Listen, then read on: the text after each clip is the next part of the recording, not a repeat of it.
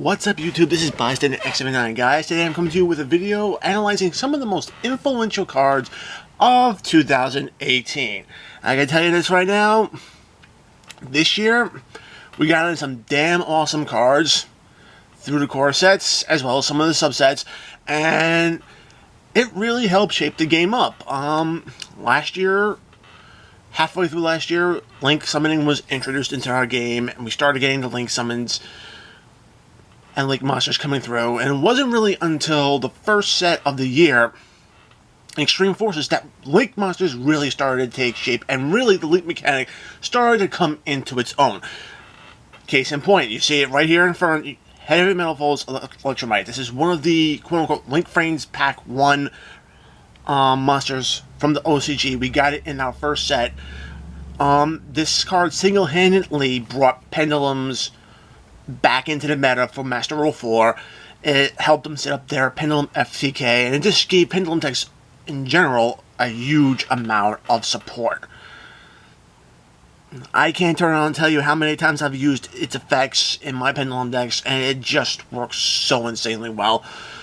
Currently it's limited because it is an extremely powerful card, but that being said, it is majorly awesome to actually have this card. So, moving on, another one of the Link Frames monsters that was also released through Extreme Forces is we have Izzo, Two Tails, and the Noble Knights. And I can tell you right now, when this card first came out, it really influenced a lot of warrior decks. Being able to actually include equips into their decks to basically be able to summon out other monsters, it was actually huge. Link summoned these girls out, and you were able to turn around and search out a warrior monster, but you weren't allowed to summon or use its effects. I get you. But ultimately, she was one of the best combo starters for warrior decks. I don't think Goki's or the Dark Warrior decks would have been able to be that good without her presence. Which is why she's got a reprint in the Soul Fusion SE, and I could pretty much have a gut feeling that that reprint is kind of like a signal Konami's giving us that they're going to plan on doing something to her on the next ban list. Alright? Now, one of the other cards that I actually happen to like out of Extreme Forces, and it was pretty influential for a bit, was Surge Skull Dread. I mean, Link 4 monster, 2000 attack. It has three different effects based on how many monsters you used, with different names that you used to Link summon it out.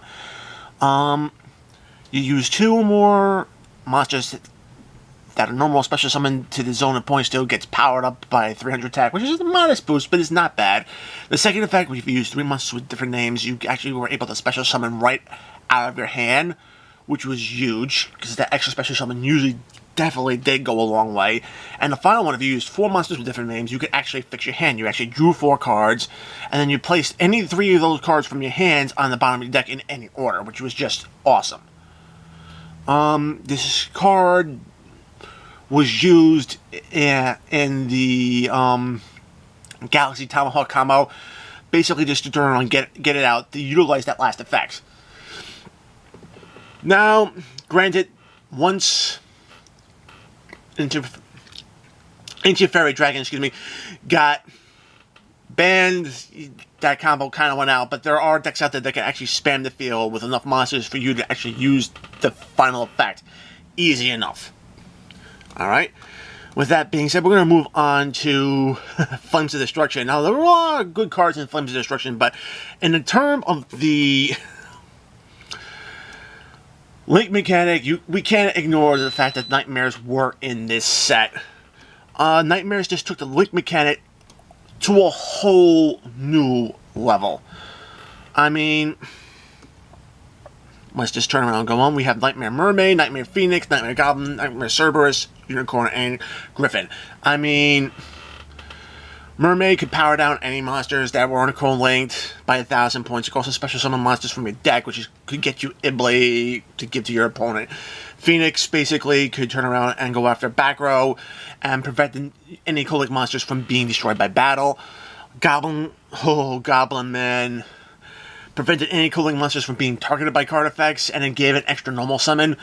I'm thinking if it would have just had the extra normal summon, I don't think it would have been that bad, but that non-targeting co-link really put a target on its back, and that's why it's banned. You have Nightmare Cerberus, which basically prevents your co-link monsters from being destroyed by card effects and can destroy special summon monsters.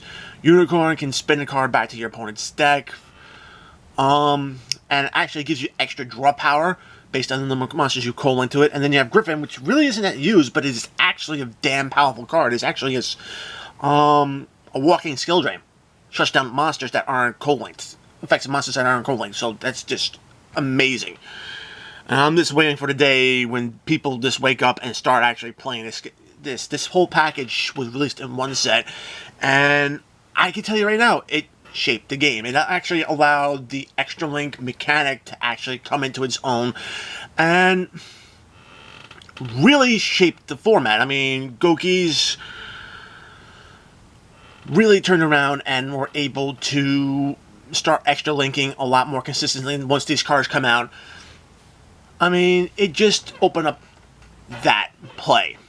Alright, now soon after we got the Nightmares, we also got a smaller set, one of the special sets, and in that set, one of the archetypes was the Sky Strikers, and this right here ultimately did help shape the metagame because it became one of the best decks. I mean, at first it was being used, the Sky Strikers were being used as engines in things like Trickstars and almost any other deck that can fit them into it, which wasn't that bad. I mean, it gave those decks higher ceilings to play with. People didn't really see utilizing the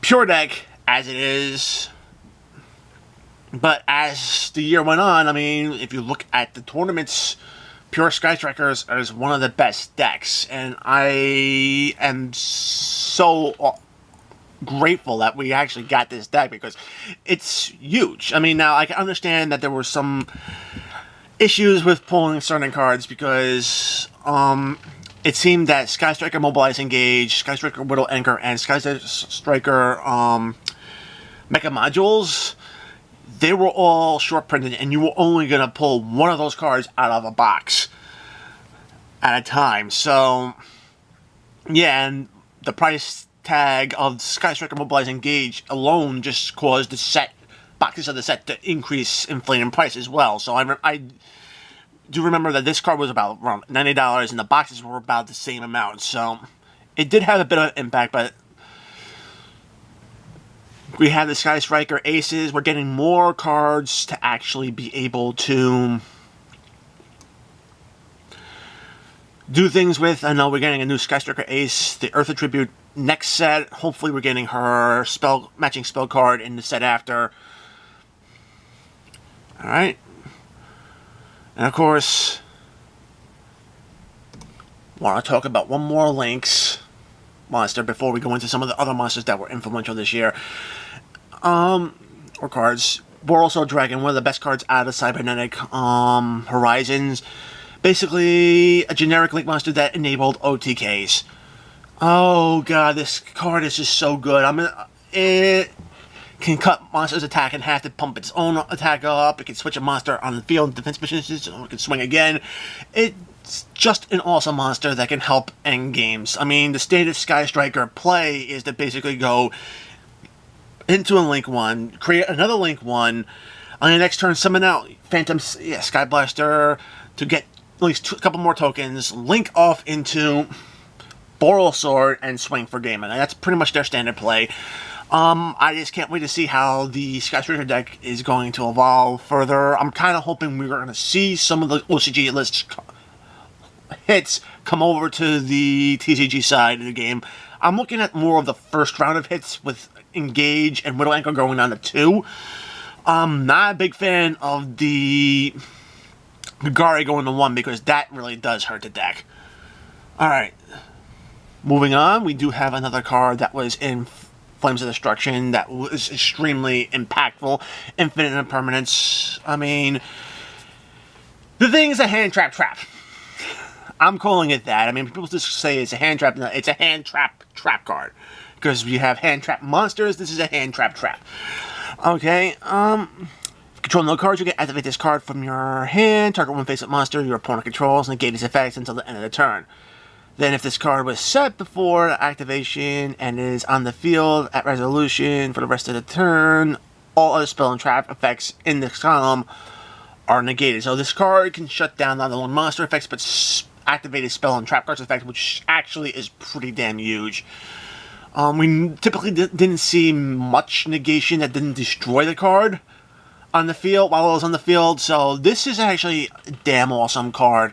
Kind of pricey at the moment. Thank God we are getting a reprint next year, April next year, but still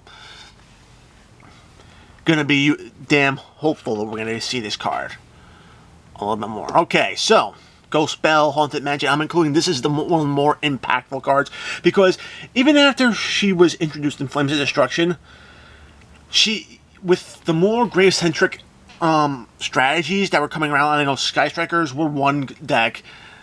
Ray had to come out of the graveyard when one of the Sky Striker aces were destroyed. I mean, we started getting Dangers in the next set. We started and that opened up Danger Dark Worlds and all that stuff. We also had the Dark Warrior decks also becoming big, and Ghost Spell really started to shine and become the hand trap that we really wanted. I think everybody knew that this card was going to get good at some point. I don't think everybody expected it to be by the end of the year, but yeah, she's here.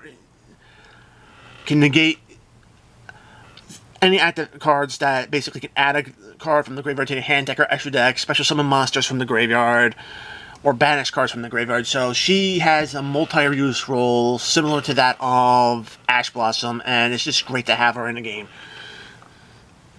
Alright, last but not least, something that came out in Soul Fusion that really, I think, shaped up the meta, and this is Thunder Dragon Colossus. You can't turn around and say that this wasn't impactful. It's basically a walking mistake. Shuts down all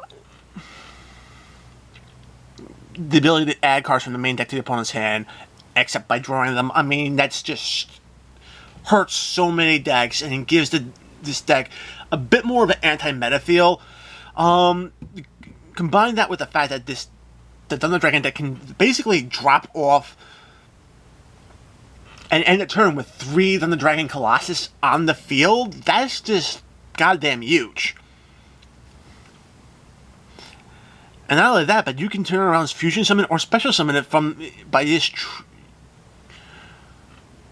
Special Summon it during the turn a Thunder Dragon monster's effect was activated by tributing one Thunder effect non-fusion monster from the field. I mean, just huge. It gives you multiple ways of getting it out.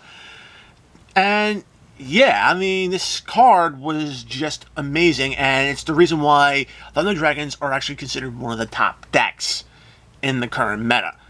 Okay, so guys, these are just some of the cards that I think are the most influential cards for the year 2018. Let me know down in the comments below if I missed any or what you think the most influential cards were. I love to hear your opinions. Love to interact with you guys in your comments. As always, if you like the video, give it a thumbs up. Want to see more content like this on my channel, make sure to subscribe, enable notifications so you don't miss a single upload. And guys, enjoy the rest of the holiday season, and peace.